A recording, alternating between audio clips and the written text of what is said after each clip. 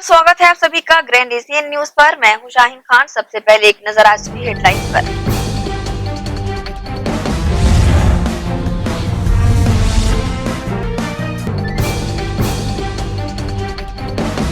दो बेटा डोरे भरी लगभग 30 लाख के गुटकों को लूटा अज्ञात लुटेरों ने। मामला देवघर नगर पंचायत इलाके का।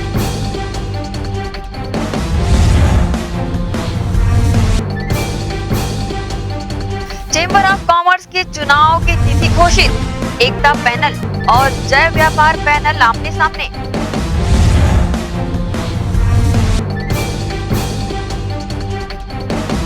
स्वर्गीय मोतीलाल वोरा की स्मृति में आयोजित किया जा रहा वोरा का क्रिकेट प्रतियोगिता। जिले भर की टीमें लेंगी हिस्सा।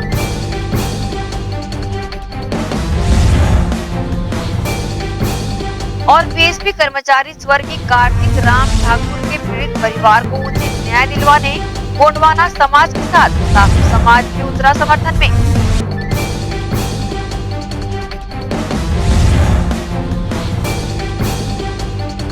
अब खबरें विस्तार से। चेंबर ऑफ कॉमर्स चुनाव की सरगर्मी तेज हो गई है।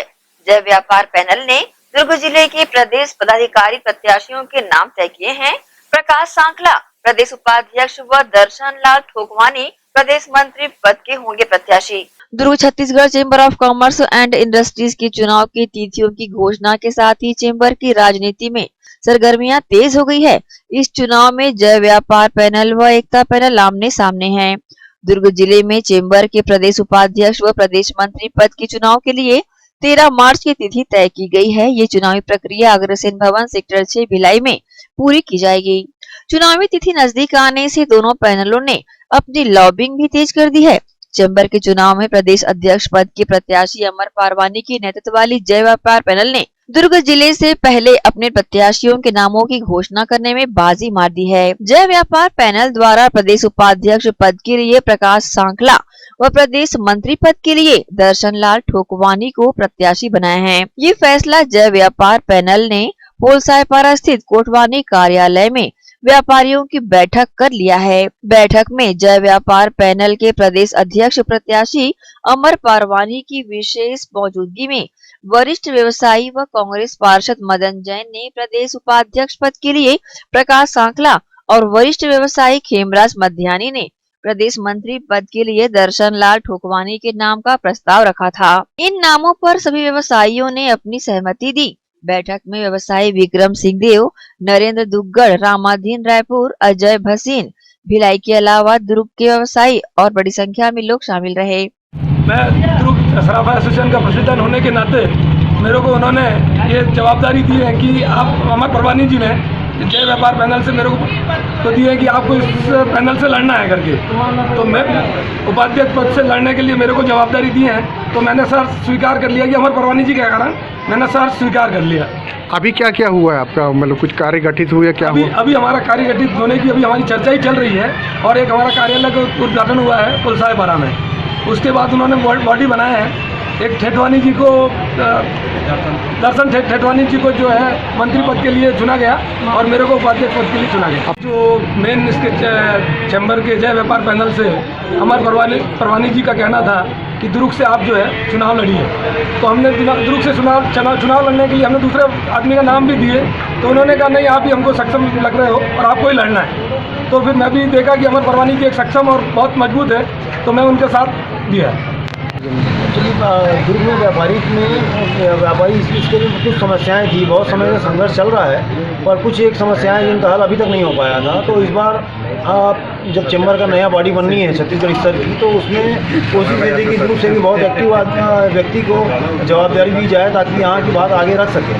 तो इसके लिए भाई प्रकाश जी सांखला को उन्होंने परवानी जी का कहना था कि प्रकाश भाई सांखला एक मैंने सक्षम व्यक्तित्व हैं और इनके नेतृत्व में हम व्यापारियों की बात आगे प्रशासन के पास से लेके सब तक रख सकते हैं और सभी व्यापारियों की समस्याओं के हल के लिए कोशिश कर सकते हैं। तो उन्होंने उपाध्यक्ष पद के लिए इनका नाम सुझाया, जिसको हमने सर स्वीकार किया। साथ में दर्शन भाई ठेठवानी का नाम महामंत्री पद के लिए किया और हमारी ये उम्मीद है कि दोनों मिलके एक अच्छा नेतृत्व देंगे व्यापारियों को और व्यापारियों की समस्या के लिए पूरे कार्यकाल में भरपूर कोशिश करेंगे। ग्रैंड एशियन न्यूज के लिए दुर्ग से नसीम फारूकी की रिपोर्ट। बीएसपी कर्मचारी स्वर्गीय कार्तिक राम ठाकुर की मृत्यु 1 माह पूर्व किडनी फेल होने की वजह से हो गई थी, जिसके बाद पीड़ित परिवार अनुकंपा नियुक्ति की मांग को लेकर सेक्टर 1 मुर्गा चौक पर धरने पर बैठा है और स्वर्गीय कार्तिक राम ठाकुर का शव सेक्टर 9 अस्पताल के शव गृह में अपने दाह संस्कार का इंतजार कर रहा है। भिलाई इस्पात संयंत्र द्वारा एक बार फिर मानवता को शर्मसार कर देने वाला रुख अपनाते हुए देखा गया है, जहां बीते माह में स्वर्गीय कार्तिक राम ठाकुर, जो कि भिलाई इस्पात संयंत्र के सुरक्षा अभियांत्रिकी विभाग में कार्यरत थे, इनका निधन इनकी दोनों किडनी फेल हो जाने की वजह से हो गया था और भिलाई इस्पात संयंत्र के नियमानुसार ऐसी अवस्था में मृत्यु होने पर परिवार को अनुकंपा नियुक्ति देने का प्रावधान भी है। परंतु पीड़ित परिवार आज तक अनुकंपा नियुक्ति की मांग को लेकर सेक्टर 1 मुर्गा चौक पर धरने पर बैठा हुआ है और स्वर्गीय कार्तिक राम ठाकुर का शव आज भी अपनी अंत्येष्टि का इंतजार कर रहा है। इसे देखते हुए साहू मित्र सभा सेक्टर 7, 8, 9 और 10 सहित गोंडवाना समाज के लोगों ने भी पीड़ित परिवार के समर्थन में धरना स्थल पहुंचकर बीएसपी प्रबंधन से मांग की पीड़ित परिवार के सदस्य को जल्द से जल्द अनुकंपा नियुक्ति दे दी जाए, जिससे स्वर्गीय कार्तिक राम ठाकुर के शव का ससम्मान दाह संस्कार किया जा सके। भिलाई इस्पात संयंत्र के स्थायी कर्मचारी स्वर्गीय कार्तिक राम ठाकुर जी सेक्टर 7 निवासी, जिनकी मृत्यु विगत 1 माह पूर्व दोनों किडनी फेल होने की वजह से हुई थी। ज्ञात हो कि 24 नवंबर 2020 को उन्होंने बीएसपी के चिकित्सालय में जाकर अपना इलाज करवाया। तब जाकर उनको पता चला कि उनकी दोनों किडनी फेल हो चुकी है, जिसके तहत उन्होंने प्रबंधन को जनवरी माह 2 जनवरी को आवेदन प्रस्तुत किया कि वे अब कार्य करने में असमर्थ हैं और उनके परिवारजनों को अनुकंपा नियुक्ति दी जाए। परंतु बीएसपी प्रबंधन के शुरू से ही तानाशाहीपूर्ण रवैये के चलते प्रबंधन द्वारा कोई भी इस पर कार्यवाही नहीं की गई और 4 जनवरी 2021 को उनकी मृत्यु हो जाती है। मृत्यु होने के पश्चात प्रबंधन इतनी लापरवाही करती है कि उनके केस को कोरोना पॉजिटिव दिखा दिया जाता है, जबकि उनके परिवारजनों के पास में अभी भी रिकॉर्ड प्रस्तुत है जिसपे कोरोना नेगेटिव का रिपोर्ट साक्ष्य के रूप में प्रस्तुत है। इस तानाशाहीपूर्ण रवैये के चलते आज 30 दिवस तक के उनके परिवारजनों को अनुकंपा नियुक्ति नहीं देने का हवाला दिया जा रहा है, जिसके संबंध में आज उनके परिवारजन और पूरा गोंड समाज उनके साथ बैठा हुआ है, उनके साथ खड़ा है और आज इसी के साथ देने के लिए साहू मित्र सभा इकाई सेक्टर 7, 8, 9, 10 के पदाधिकारीगण सदस्यगण उपस्थित होकर उनका समर्थन देने हेतु मुर्गा चौक भिलाई इस्पात संयंत्र के मेन गेट पर उपस्थित हुए हैं और बीएसपी मैनेजमेंट से यह अपील करते हैं कि नियमतः उनके परिवारजनों को अनुकंपा नियुक्ति दी जाए। और मैं अन्य समाज के लोगों से भी अपील करता हूं कि इस दुख की घड़ी में वे इनके साथ खड़े हों, क्योंकि आज यह घटना इनके साथ घटित हुई है, कल आपके साथ भी घटित हो सकती है। इसलिए हमारे समाज का एक विनम्र अपील आप सभी के लिए। भिलाई इस्पात संयंत्र बखूबी जानता है कि ऐसी स्थिति में मृत्यु होने पर अनुकंपा नियुक्ति देने का प्रावधान है, इसलिए भिलाई इस्पात संयंत्र प्रबंधन स्वर्गीय कार्तिक राम ठाकुर की मृत्यु को कोरोना से हुई मृत्यु बता रहा है। परंतु पीड़ित परिवार के पास पूरे साक्ष्य मौजूद हैं कि मृतक को कोरोना नहीं था। देखना होगा कि पीड़ित परिवार का यह संघर्ष सफल हो पाता है या नहीं। ग्रैंड एशियन न्यूज के लिए भिलाई से संतोष शर्मा की रिपोर्ट। भिलाई निगम क्षेत्र अंतर्गत केनाल रोड के किनारे अतिक्रमण करने वालों को निगम की टीम द्वारा बेदखल किया गया एवं सर्विस रोड के किनारे गुमटी लगाकर व्यवसाय करने वालों को वहां से हटाया गया ताकि आवागमन में कोई बाधा न हो सके। निगम आयुक्त ऋतुराज रघुवंशी ने अवैध निर्माण, अवैध अतिक्रमण, अवैध कब्जा एवं अवैध प्लाटिंग पर सख्त कार्रवाई करने के निर्देश दिए हैं। इसी तारतम्य में जोन 4 शिवाजी नगर के जोन आयुक्त अमिताभ शर्मा की टीम ने डबरापारा चौक के पास कार्रवाई की, जिसमें एक व्यक्ति द्वारा बांस बल्ली लगाकर अतिक्रमण किया जा रहा था, जिसे हटाकर बेदखल किया गया। बेदखल किए गए लोगों को सख्त हिदायत दी गई है कि अतिक्रमण न करें, अन्यथा उनके विरुद्ध कानूनी कार्रवाई भी की जा सकती है। जोन 4 क्रमांक शिवाजी क्षेत्र अंतर्गत केनाल रोड के किनारे कुछ लोगों द्वारा अतिक्रमण करने की शिकायत प्राप्त होने पर निगम की टीम कार्रवाई करने पहुंची। इस दौरान अवैध रूप से गुमटी लगाकर व्यवसाय करने वालों पर कार्रवाई की गई, साथ ही गुमटी को जब्त भी किया गया। इन कार्रवाइयों की जानकारी नगर पालिक निगम भिलाई के जनसंपर्क अधिकारी प्रवीण शारवा ने न्यूज टीम को दी। देखिए यह मामला जो है एक तो केनाल रोड का है और दूसरा जो है डबरापारा चौक के पास का है। नवनिर्मित केनाल रोड है, अभी इसका निर्माण किया जा रहा है, अभी निर्माणाधीन है। और इसके बाद भी जो है सड़क जो है बहुत अच्छी है और वहाँ पे सौंदर्यीकरण का काम भी अच्छे से किया जा रहा है। उसके बावजूद जो है कुछ लोग मांस बलि ले करके अपने व्यवसाय करने के लिए रोड में ही अतिक्रमण करके व्यवसाय करने के इच्छुक थे, जिन्हें जैसे सूचना प्राप्त हुई कि अतिक्रमण किया जा रहा है तो उनको बेदखली की कार्रवाई की गई है। यह जोन क्रमांक 4 का मामला है, शिवाजी नगर खुर्सी पार्क का। उसकी जो टीम है वो गई और जितने भी अतिक्रमण करता थे, जो डबरापारा चौक में कर रहे थे, जो किनार रोड में कर रहे थे, उनको अतिक्रमण मुक्त कराया गया, उनको वहाँ से हटा दिया गया, उनके बांस बल्ली को भी जब्त कर दिया गया। सर भविष्य में अगर उनके द्वारा दोबारा ऐसा किया जाएगा तो क्या कार्रवाई होगी? देखिए भविष्य में ऐसा दोबारा, एक तो सामान जब्त किया गया है तो दोबारा उनको समझाइश भी दी गई है कि आप अतिक्रमण ना करें, वरना फिर वैधानिक कार्रवाई जो है कानूनी प्रक्रिया के तहत की जाए। नगर पालिक निगम भिलाई एवं जिला प्रशासन द्वारा लगातार अवैध रूप से अतिक्रमण एवं निर्माणों पर सख्ती बरती जा रही है, जिससे भिलाई शहर को अतिक्रमण मुक्त बनाया जा सके। ग्रैंड एशिया न्यूज के लिए भिलाई से संतोष शर्मा की रिपोर्ट।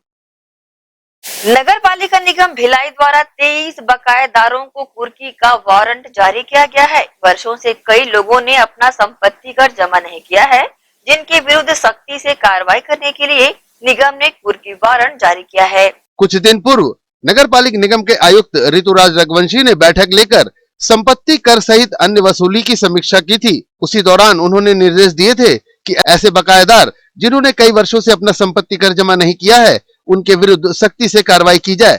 इसी के तहत प्रथम चक्र पर 23 बकायादारों के विरुद्ध कार्रवाई करने के लिए कुर्की वारंट जारी किए गए। कई बकायादार वर्ष 1999 से अपना टैक्स जमा नहीं किए हैं। वहीं कई बकायादारों द्वारा वर्ष 2017-18 का संपत्ति कर भी जमा नहीं किया गया है, उन्हें भी वारंट जारी किए गए हैं। कुर्की वारंट जारी होते ही निगम के कुर्की अधिकारी सूचना तामीली करने बकायादारों से संपर्क कर रहे हैं। वारंट प्राप्त होने के बाद कुछ बकायादारों ने टैक्स जमा भी किया है। टैक्स जमा करने के लिए 20 फरवरी तक की मोहलत दी गई है। निर्धारित अवधि में टैक्स जमा नहीं करने पर कुर्की की कार्रवाई की जाएगी। इसकी जानकारी नगर पालिक निगम भिलाई के जनसंपर्क अधिकारी पीसी सारवा ने न्यूज टीम को दी। देखिए नगर निगम भिलाई जो है संपत्ति कर वसूली की समीक्षा बैठक माननीय आयुक्त महोदय ने ली थी और उसमें यह बात सामने आई थी कि बहुत सारे ऐसे संपत्ति कर हैं, ऐसे बकायेदार हैं संपत्ति कर जिन्होंने जमा नहीं किया है और काफ़ी वर्षों से जमा नहीं किया है। और ये देखने में आता है कि 1999 से कई लोगों ने जमा नहीं किया है। तो ऐसे लोगों के विरुद्ध जो है 173 और 174 की धारा के तहत में नोटिस जारी किया गया था। उसके बाद में भी उन्होंने संपत्ति का जमा नहीं किया है, जिसके तहत सख्ती से कार्रवाई करने के लिए जो है 175 की धारा के तहत अब कुर्की वारंट जारी कर दिया गया है हुकूमत के द्वारा। और इसकी तामीली जो है संबंधित जो कुर्की अधिकारी है उनको जिम्मेदारी दी गई है, उनकी तामीली कराकर उनकी वसूली की भी जिम्मेदारी कुर्की अधिकारी को दी गई है। यदि समय में संपत्ति का जमा नहीं किया जाता है तो निश्चित रूप से कुर्की वारंट जारी किया गया है, उसके तहत कुर्की की कार्रवाई की जाएगी। और इसमें से कई ऐसे भी बकायेदार हैं जो वर्ष 2017-18 का भी संपत्ति कर जमा नहीं किए गए हैं, वैसे लोगों को भी संपत्ति कर जमा करने के लिए कुर्की वारंट जारी किया गया है। नगर पालिक निगम भिलाई द्वारा जारी किए गए कुर्की वारंटियों में कई नामचीन हस्तियां और कई प्रतिष्ठान भी शामिल हैं। इन सभी का संपत्ति कर बकाया होने के कारण इन्हें कुर्की वारंट जारी किया गया है। कुर्की वारंट की दूसरी सूची जल्द ही जारी की जाएगी। ग्रैंड एशिया न्यूज के लिए भिलाई से संतोष शर्मा की रिपोर्ट। इसी के साथ ही रुकेंगे एक छोटे से ब्रेक के लिए, जल्द हाजिर होते हैं। आप सब बने रहिए ग्रैंड एशिया न्यूज के साथ।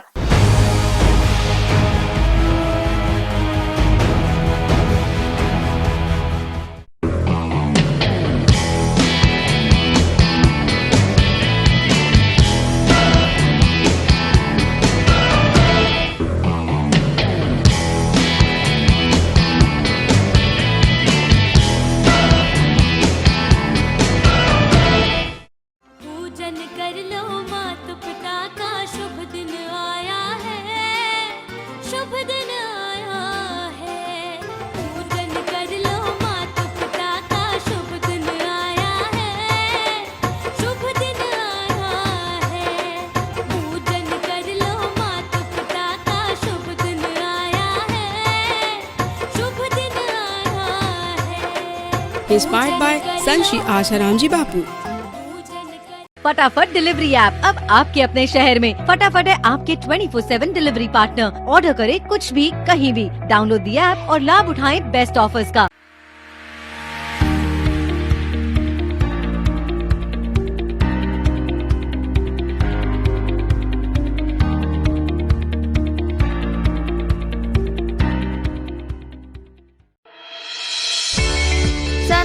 मल्टी स्पेशलिटी हॉस्पिटल अब भिलाई 3 चरौदा में भी।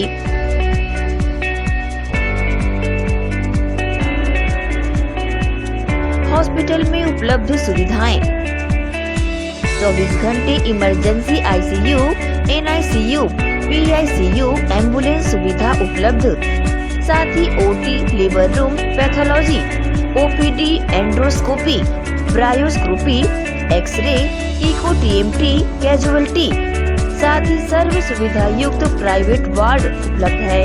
जनरल वार्ड, सोनोग्राफी व वेंटिलेटर उपलब्ध। सनशाइन मल्टी स्पेशलिटी हॉस्पिटल, हमारा पता IDBI बैंक के सामने, north Vasundhara Nagar, Bhilai 3 Charoda. Phone number 7772988811, 7772988822। शुभ अवसर का मंगल मुहूर्त, शुद्ध आभूषणों की खरीदी के लिए पधारें सहेली ज्वेलर्स। शुभ मुहूर्त का अवसर लाए जीवन में खुशियों की बहार। 7,500 की खरीदी पर जीतिए लाखों के उपहार। बम्पर ड्रॉ 26 जनवरी 2021 रविवार। पहला उपहार 2 BHK फ्लैट, दूसरा उपहार कार, तीसरा उपहार होंडा एक्टिवा, चौथा उपहार 2 स्मार्टफोन, पांचवा उपहार 5 पार्टी स्पीकर, छठा उपहार 10 एलेक्सा, सातवां उपहार 25 होम अप्लायंसेस। हमारी शाखाएं Gandhi Chowk Durg, civic centre Bhilai, Shri Shivam mall, Bazar Chowk Utai Durg, main road Gunderdehi, BSP market Risali, Sirsa road Kohka. शुद्ध आभूषणों की खरीदी के लिए पधारें सहेली ज्वेलर्स। आपका अपना भव्य शोरूम, 50 वर्षों से आपकी सेवा। दिनेश वस्त्र भंडार, एक भाव एक विचार के साथ। दिनेश वस्त्र भंडार, আমাদের আপন दिनेश वस्त्र भंडार, साडा अपना दिनेश वस्त्र भंडार। कपडाले संबंधित सबो रेंज एके भाव एके विचार, एकाच भावात एकाच विचारात, एके को भाव एके को विचार। दिनेश वस्त्र भंडार।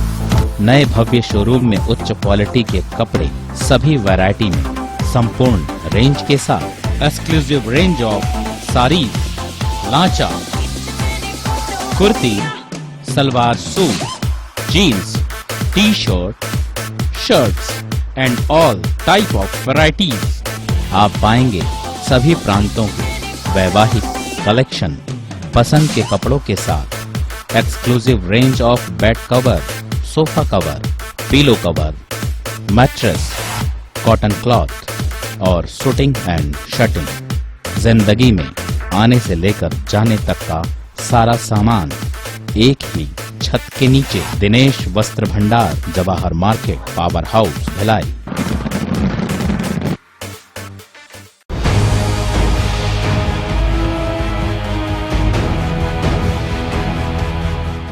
ब्रेक के बाद आप सबका स्वागत है। राइजिंग स्टार क्रिकेट क्लब के द्वारा दुर्ग के नेशनल स्कूल ग्राउंड में रात्रिकालीन टेनिस क्रिकेट प्रतियोगिता का आयोजन किया जा रहा है, जिसके उद्घाटन सत्र में पहुंचे दुर्ग विधायक ने कुछ गेंदे खेलकर खेल का आगाज किया, जिसमें पहले दिन 4 टीमों के बीच रोमांचक मैच खेला गया। स्वर्गीय मोतीलाल वोरा की स्मृति में राइजिंग स्टार क्रिकेट क्लब द्वारा रात्रिकालीन टेनिस बॉल क्रिकेट मैच प्रतियोगिता का आयोजन दुर्ग के नेशनल स्कूल ग्राउंड में किया जा रहा है, जिसके उद्घाटन के अवसर पर दुर्ग विधायक अरुण वोरा पहुंचे।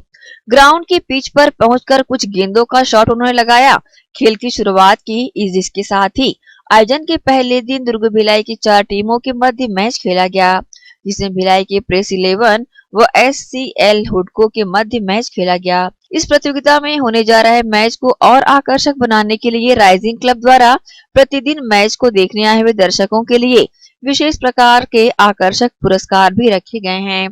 साथ ही क्लब के द्वारा कूपन सिस्टम रखा गया है, जिसका मैच के बाद ड्रॉ निकालकर उपहार वितरण किया जाएगा। इस संबंध में न्यूज टीम को प्रतिक्रिया राइजिंग क्लब के सदस्यों ने दी है। रोज का 4 मैच हो रहा है, जिसमें दर्शक इतना तेजी से यहाँ पे आ रहे हैं और वो उनका उत्साह इतना है कि वो देख के लोगों को बता रहे हैं कि आइए यहाँ पर रात में बढ़िया मैच हो रहा है। और लोग क्या है, रात में काम वाम खत्म करके रात के 8 बजे बढ़िया आते हैं और अच्छे से मैच देखते हैं।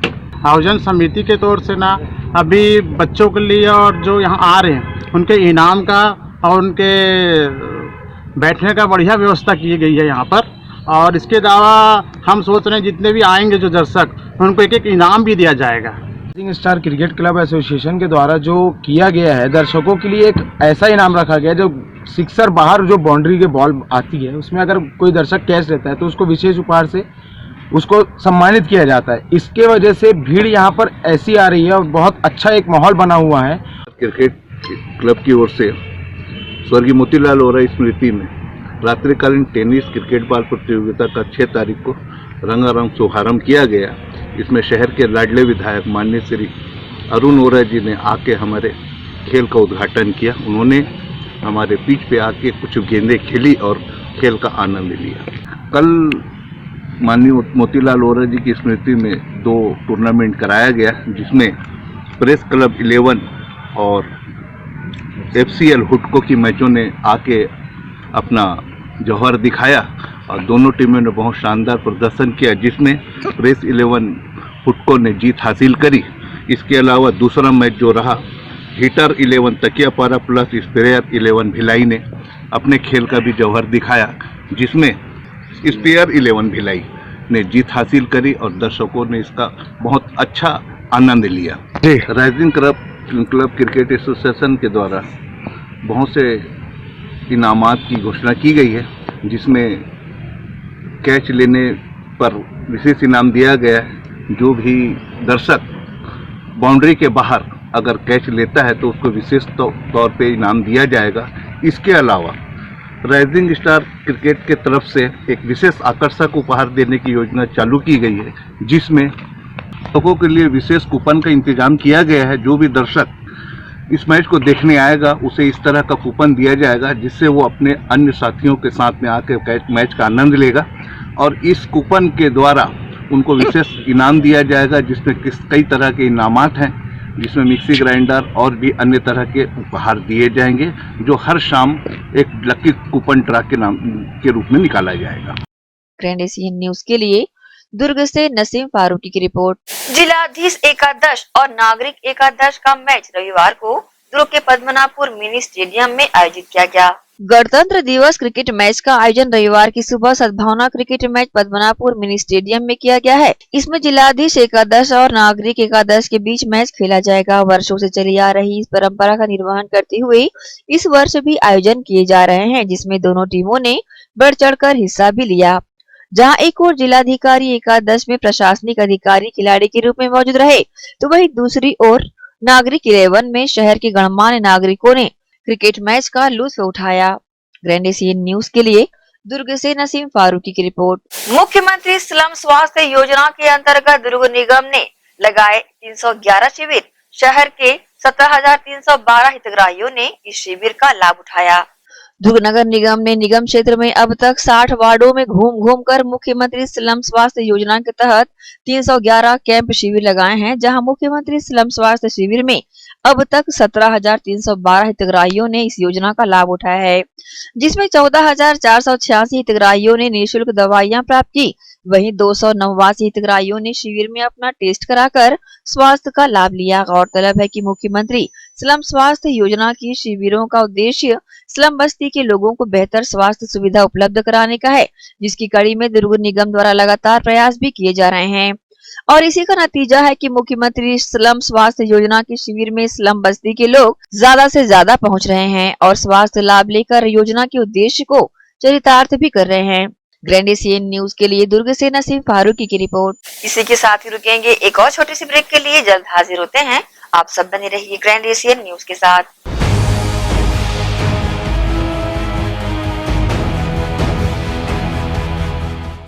हमारा देश, हमारा प्रदेश, हमारा जिला, हमारा शहर, हमारी जमीन, हमारा पानी। तो फिर भिलाई स्टील प्लांट में नौकरी व रोजगार हमारी क्यों नहीं?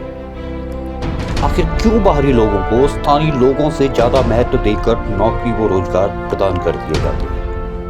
आखिर ये भेदभाव कब खत्म होगा और कब भिलाई के युवा को पीएसपी प्लांट में नौकरी व रोजगार का अधिकार मिलेगा? हमारे पूर्वजों ने अपने खून पसीने से भिलाई स्टील प्लांट को खड़ा किया और आज हमें ही वहां नौकरी और रोजगार नहीं मिलता। आइए हम सभी युवा साथी मिलकर रोजगार और स्थानीय युवाओं से भेदभाव की इस लड़ाई में एकजुट होकर हल्ला बोलें। भिलाई के युवाओं की बात बीएसपी में नौकरी के साथ। जॉइन हल्ला बोल with Mohammad Shahid.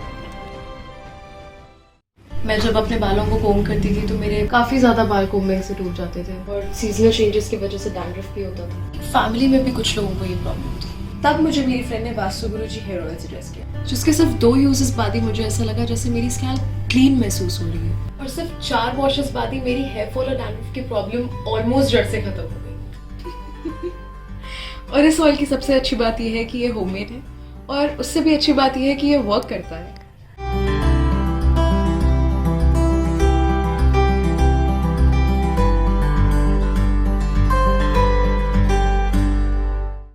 Herpes, HIV ads और हेपेटाइटिस ये वायरस जन्य रोग है। ये ज्यादातर रक्त धारा में मौजूद होता है, जिसमें एक तंतु अनुवांशिक अणु होता है।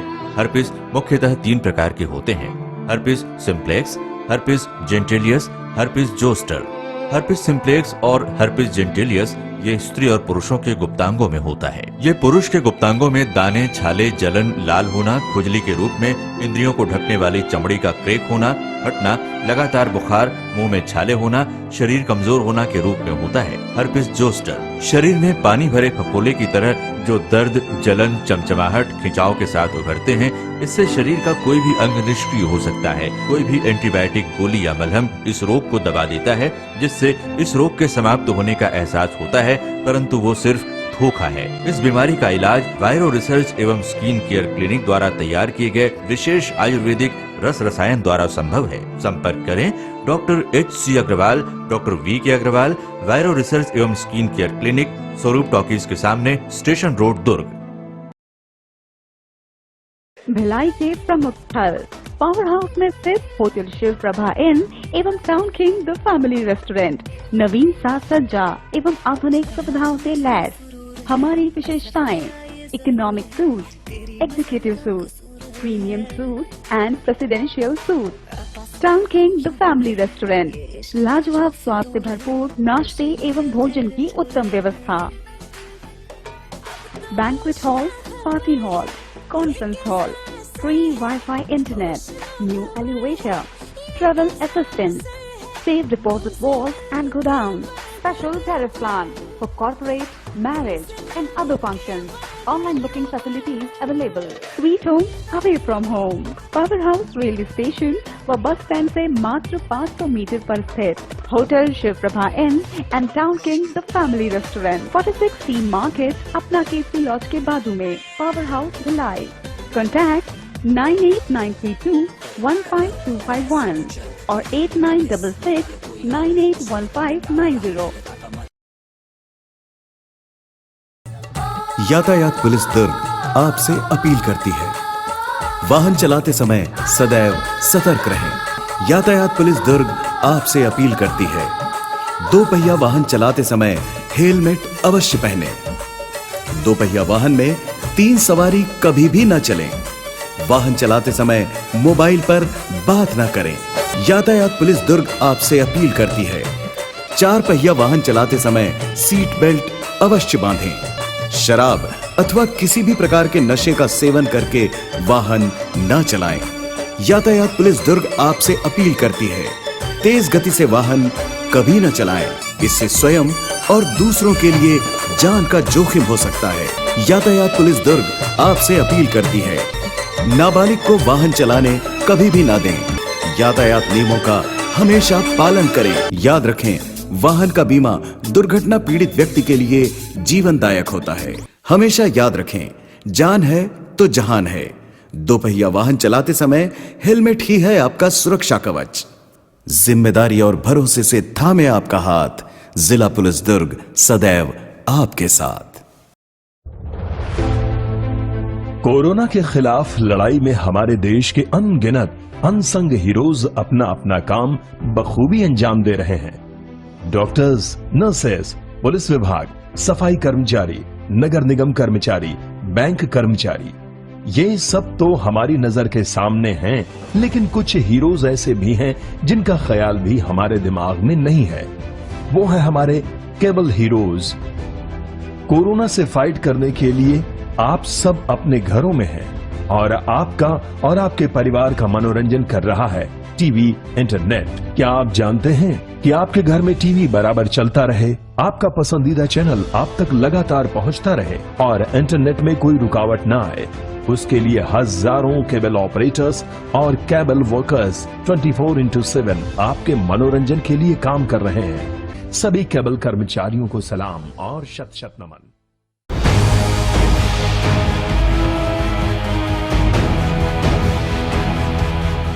ब्रेक के बाद एक बार फिर से आप सभी का स्वागत है। संत श्री आशाराम बापू जी के निर्देशानुसार 14 फरवरी को मातृ पितृ पूजन दिवस के रूप में मनाने हेतु युवा सेवा संघ दुर्ग भिलाई द्वारा लगातार प्रभात फेरियों के माध्यम से आम जन मानस को जागरूक किया जा रहा है।